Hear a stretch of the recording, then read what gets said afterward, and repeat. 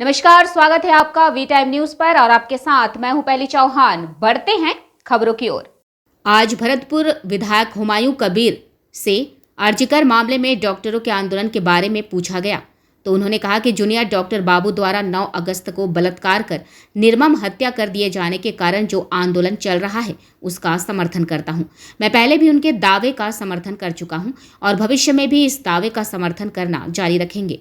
हुमायूं कबीर ने कहा, उन्होंने कहा कि जब डॉक्टर नर्सिंग होम में प्रैक्टिस और ऑपरेशन करते हैं तो हम उनमें हस्तक्षेप नहीं करते हैं। मेरे इतना कहने के बाद ऐसा लग रहा है कि मेरे खिलाफ डीएम साहब को डेपुटेशन दिया गया है। हुमायूं बाबू ने कहा कि यही बात भी थी, लेकिन पता चला कि देवांशु घोष एक डॉक्टर हैं और उन्होंने मेरे खिलाफ एफआईआर दर्ज करा दी। वह मेरे खिलाफ एफआईआर शुरू कर दी गई है। हुमायूं कोविद ने कहा कि अगर लोकतंत्र की ताकत डॉक्टर बाबू को इतने अधिकार देती है तो मैं ममता बनर्जी की पार्टी नहीं बदलूंगा। उन्होंने कहा कि अगर डॉक्टर बाबू मेरे भाषण के आधार पर मेरे नाम पर गैर असुरक्षित धारा में एफआईआर दर्ज करा सकते हैं तो उन्हें जवाबदेह ठहराने की ताकत मेरे पास है। हुमायूं कोबी में नहीं, वह मुस्कुराते हुए कहते हैं, मैं सिर्फ ऊपर वाले से डरता हूं, मैं इतना कमजोर नहीं हूं। हुमायूं काबी ने आज प्रेस कॉन्फ्रेंस से डॉक्टरों से कहा, मुझे निराश मत करना और अगर मुझे नीचे आना ही पड़ा तो मैं जब अपना पक्ष रखूंगा तो मैं किसी भी बाधा को स्वीकार नहीं करूंगा। मैं बाधा को पार करके उसका मुकाबला करूंगा। দেখুন, জুনিয়র ডাক্তারবাবুরা যে আন্দোলনটা করছেন মূলত 9 আগস্ট যেটা আরজি করে যে ভদ্রমহিলা ডাক্তার তাকে নৃশংসভাবে রেপ এবং খুন করা হয়েছে, সেই ব্যাপারে ওনাদের যে দাবি বা যে যুক্তি বা যে আন্দোলন তাকে সম্পূর্ণরূপে আমি সমর্থন করি বা এখনো করছি, আগেও করেছি, ভবিষ্যতেও করব। এই ব্যাপারে নিয়ে আমার একটি বাক্যও আমার বলার কিছু নেই, কিন্তু আমার যেটা বক্তব্য সেটা হচ্ছে যে জুনিয়র ডাক্তাররা যখন কলকাতা সহ রাজ্যের বিভিন্ন প্রান্তে, আমার যতটুকু সংখ্যা জানা আছে, রাজ্যের যতগুলি মেডিকেল কলেজ রয়েছে 26টা কি 27টা, সেই মেডিকেল কলেজগুলোতে 7,500 মতো জুনিয়র ডাক্তাররা রয়েছেন, যারা পঠনরত অবস্থায় রয়েছেন, যারা পড়াশোনা করেন, যাদের কোর্স করেন এবং সেই সঙ্গে সরকারের বিভিন্ন মেডিকেল কলেজগুলোতে তাদের যে ডাক্তারি পরিষেবা সেটা তারা দেন। তো সেই পরিষেবার ক্ষেত্রে আমার যেটা মনে হয়েছে না যে, তো আমি নেতা না, আমি একটা জেলার নেতা, জেলার রাজনীতি করি। এখানে আমার যেটা মনে হয়েছে অনেক যারা রোগী, যারা অন্ততপক্ষে মেডিকেল কলেজ বা বিভিন্ন ভাবে যারা তাদের চিকিৎসা পরিষেবা প্রয়োজন হয়, তারা বহরমপুর মেডিকেল কলেজে আসে।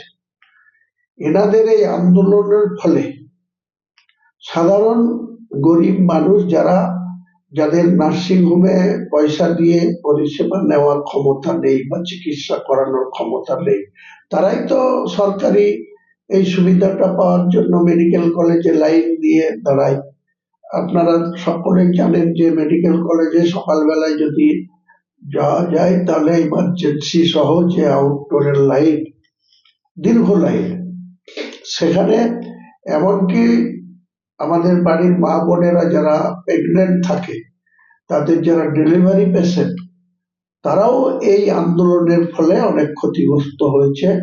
বাইরে ঘন্টার পর ঘন্টা বসে থাকতে হয়েছে ডেলিভারি পেশেন্টদের। অমানবিক ব্যাপার। তিনারা আন্দোলনের নামে এইভাবে মুর্শিদাবাদ জেলার এত বড় জনসংখ্যার জেলা, সেই জেলায় পরিষেবাটা ঠিক করে দেবেন না। আমার ওইখানেই বলেছিলাম কলকাতায় যে তারা আন্দোলন করুন, সেই সঙ্গে তেনারা পরিষেবাটা চালু করুন, ঠিক মতো মানুষকে পরিষেবাটা দেন। মানুষকে ডাক্তার ভগবানের পরেই স্থান দেয়। তো তাদের এই আচরণটা ঠিক হচ্ছে না, আর এটা দীর্ঘদিন ধরে চলতে পারে না।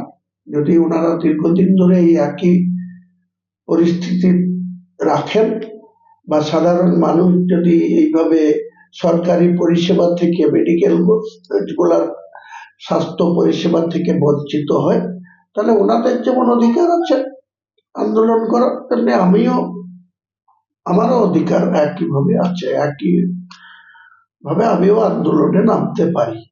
সেই আন্দোলনটা নামার প্রয়োজন হলেই নামবো, সেটা বলেছিলাম।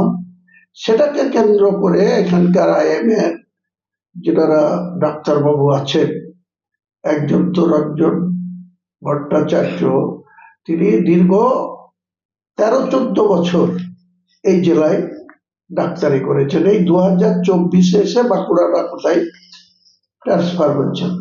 তাহলে ওনারা নিজে কতটা নিয়ম মেনে চলেন? একজন ডাক্তার সে কি করে 13-14 বছর একটা জেলায় এখানে প্র্যাকটিস করেন? সমস্ত সুযোগ সুবিধা তেনারা সরকারি পরিষেবা, সরকারি সুবিধা ভোগ করছেন।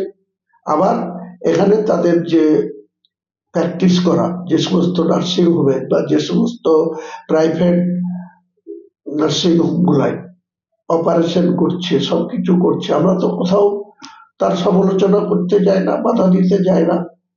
আমি ওই কথাটা বলেছি, তারপরে দেখা গেল যে পরের দিন ডিএম সাহেবের কাছে, এসপি সাহেবের কাছে তারা আমার বিরুদ্ধে ডেপুটেশন দিলেন।